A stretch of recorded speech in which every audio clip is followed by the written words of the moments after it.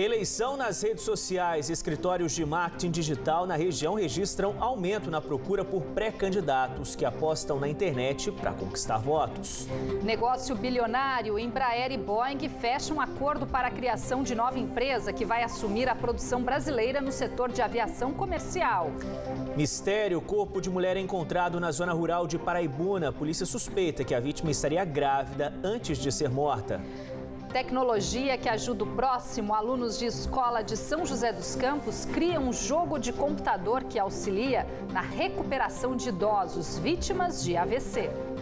Música que transforma vidas. Com quase 200 anos, banda de Pindamonhangaba ensina música para jovens da cidade e contribui com a formação social deles. Quinta-feira, 5 de julho. As principais notícias do dia você vê a partir de agora no Band Cidade, segunda edição.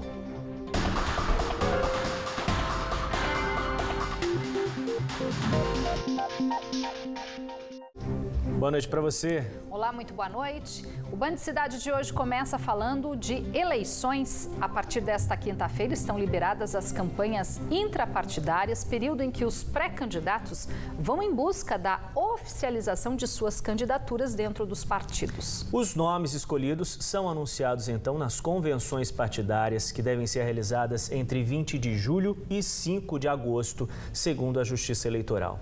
A campanha eleitoral só começa mesmo no dia 16 de agosto. Mas diferente das eleições passadas, nesta, a divulgação das pré-candidaturas autorizada após a reforma política há algum tempo já vem acenando para o eleitor as opções que ele vai ter pela frente. E essa novidade também antecipou o trabalho dos profissionais especializados em marketing político, pois na internet já tem muito pré-candidato ganhando visibilidade. A campanha eleitoral começa só em agosto, mas nesta agência de comunicação em Taubaté, a corrida já começou. A empresa trabalha exclusivamente com marketing político digital e a busca por esse serviço tem sido constante. Em 4 anos, o número de clientes mais que dobrou. A internet é um processo de construção dessa imagem para você ratificar isso com o trabalho de rádio, com o trabalho de televisão e das mídias tradicionais. Então, essas pessoas estão entendendo que precisam começar o trabalho de forma antecipada. Foi preciso reforçar a equipe para atender a demanda. Hoje, 7 funcionários, entre jornalistas e publicitários, traçam as estratégias de marketing definidas de acordo com o cargo pretendido e com o perfil do político. A partir desta quinta-feira, começa a campanha para as convenções partidárias, quando os pré-candidatos vão tentar confirmar as candidaturas. Durante a campanha para as convenções, a propaganda deve ser restrita aos membros dos partidos. Mas este ano, pela primeira vez, os pré-candidatos também podem simultaneamente divulgar aos eleitores que são pré-candidatos. Cria-se assim uma pré-campanha eleitoral, principalmente na internet, já que o uso do rádio e da televisão está proibido. E os políticos também não podem pedir votos nesse período. Mas como apresentar a pré-candidatura sem tentar conquistar o voto do eleitor? Uma das principais estratégias para que um candidato transite bem pelas mídias sociais sem incorrer nesse erro é ele justamente se colocar na posição de um cidadão e reclamando das mesmas dores que um cidadão comum reclamaria, como um trânsito, como uma dificuldade no atendimento num hospital. Quando ele se coloca na posição de um cidadão reclamando, né, das mesmas coisas, automaticamente ele cria aliados e outros cidadãos que também se identificam com aquele mesmo problema acabam enxergando naquele candidato uma solução. Enxergando naquele candidato uma pessoa que muito provavelmente, se for eleito, por ele ter essa mesma dor, provavelmente ele fará alguma coisa quando ele estiver no mandato. E nessa pré-campanha, as redes sociais ganham força. Da forma como a coisa está se configurando, a gente tem certeza que a internet vai ter um papel cada vez mais decisivo. E essa de 2018, com certeza, né? É claro que quando a gente fala de internet, a gente não está falando só de redes sociais. A gente está falando de estratégia digital. Ela vai um pouquinho além, por exemplo, daquele postzinho que ganhou like. É isso que a gente tenta fazer os nossos clientes entenderem. Like não é voto. A gente precisa trabalhar com estratégia, com planejamento, para que a gente possa melhorar a imagem, criar a imagem do candidato e isso converter em voto lá na frente. E ainda para falar sobre eleições, nós recebemos aqui no estúdio o Rodrigo Cabreira, que é advogado especialista em direito eleitoral. Muito boa noite. Boa noite. Obrigada pela participação. Imagina, é um prazer. Doutor Rodrigo, o que prevê a legislação eleitoral, então, até o dia 16 de agosto? Agora tem algumas restrições. Afinal, o que o candidato pode, o que não pode, quais os cuidados que têm que ser tomados? O candidato pode continuar fazendo a pré-campanha dele normalmente. A partir do momento em que o partido político marcou a convenção, 15 dias antes, a linguagem dele muda.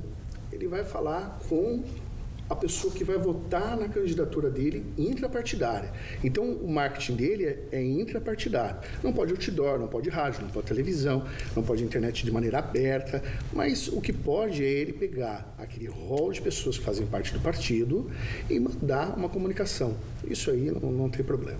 Doutor, durante muito tempo foi se falado que a internet era uma terra sem lei, né? Hoje a gente vê que tem normas que as pessoas precisam cumprir, existe lei sim, né, para a internet. Agora, com relação aos candidatos, a gente vai ver uma fiscalização muito maior nessas eleições com relação à justiça, vai fiscalizar mais postagens, mais o conteúdo das redes sociais e até mesmo os próprios concorrentes vão se analisar, vão se vigiar ali para poder ver se não tem nada de errado? Perfeito, exatamente. Mas eu acho que a gente vai ter os politicamente corretos, a gente vai ter o Ministério Público, a gente vai ter um canal que o eleitor pode entrar no próprio TSE ou no TRE e fazer a denúncia, e nós vamos ter os candidatos se vigiando, né? Cada um que andar um pouco fora vai sofrer uma representação eleitoral e vai ter que se defender num processo comum.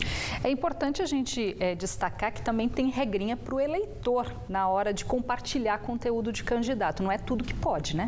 Isso é muito importante você falar, porque o eleitor, às vezes, ele vai na emoção, ele simpatiza com o candidato, aí o candidato posta, ele quer participar da campanha, então tem regras para se participar da campanha. A campanha, se for participar de maneira financeira, tem que ser colocada dentro do TSE, conversar com o partido, conversar com o candidato e ver quanto que vai doar e como é que isso vai ser revertido. Agora, ele não pode, por exemplo, pegar o próprio rede social dele e impulsionar a propaganda do candidato. Comercialmente e pagar do próprio bolso, porque o TSE não permite. Ele permite impulsionamento, sim, mas do candidato, da coligação ou do partido. Fora isso, é proibido. Se o eleitor fizer... Qual que é a multa? De 5 a 30 mil reais. É bastante dinheiro. De 5 a 30 mil reais. Tem direito à defesa, mas ninguém no Brasil pode se dizer assim, eu não sabia. O não conhecimento da lei não elide o crime. Então, ou ilícito. Então, ele vai ser multado de toda forma. Agora, a gente está falando dessas proibições, né? O senhor acha que vai ser eficiente essa fiscalização? A Justiça tem condições para fiscalizar esses candidatos? São muitos candidatos Brasil afora, né?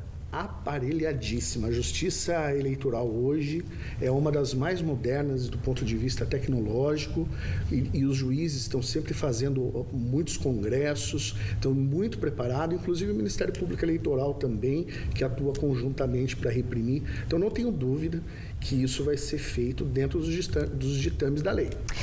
Rapidamente, só para a gente encerrar, é importante fazer um alerta também com relação às fake news. Isso também pode gerar multa para o eleitor. Pois é. Toda publicação que a pessoa recebe, olha, não compartilhe isso rapidamente que vão tirar do ar, não querem que saiba, e tem que assistir na totalidade e fazer o seu próprio julgamento. Aquilo ofende alguém, aquilo diminui alguém, apequena alguém, porque se aquela pessoa que é objeto daquele ataque representar a cadeia toda de compartilhamento, pode responder. Vai responder judicialmente também. Muito cuidado, então. Doutor Rodrigo Cabreira, muito obrigada pela sua participação. Boa noite. Obrigado, doutor.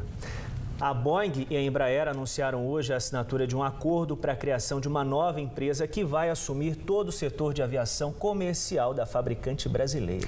É a primeira vez desde o início das negociações no final do ano passado que as duas empresas confirmaram de forma oficial a parceria. O novo negócio está avaliado em 4 bilhões 750 milhões de dólares, sendo que a maior parte, 80%, ficará nas mãos da fabricante norte-americana. A expectativa é que a transação seja fechada até o final do próximo ano. O anúncio foi feito nesta quinta-feira em um comunicado interno divulgado aos funcionários e também à imprensa. Nos termos do acordo que envolve todas as operações de aviação comercial da Embraer, incluindo os funcionários, a Boeing deve ficar com 80% da propriedade da Joint Venture, empresa criada com recurso das duas companhias, e a Embraer com 20%. Para isso, a maior fabricante de aeronaves do mundo deve pagar 3 bilhões 800 milhões de dólares. As operações e serviços totais de aviação comercial da fabricante nacional foram avaliados em 4 bilhões 750 milhões de dólares. Com a parceria, a Boeing espera contabilizar resultados a partir de 2020. As empresas esperam oferecer uma linha abrangente de aeronaves de passageiros de 70 a mais de 450 assentos e de aviões de carga. Ficam de fora do acordo os setores ligados à defesa, aviação executiva e agrícola que permanecem sob o domínio da Embraer. Porém, o acordo também prevê para futuramente a criação de outra joint venture para o desenvolvimento de produtos de defesa, em especial o avião KC-390.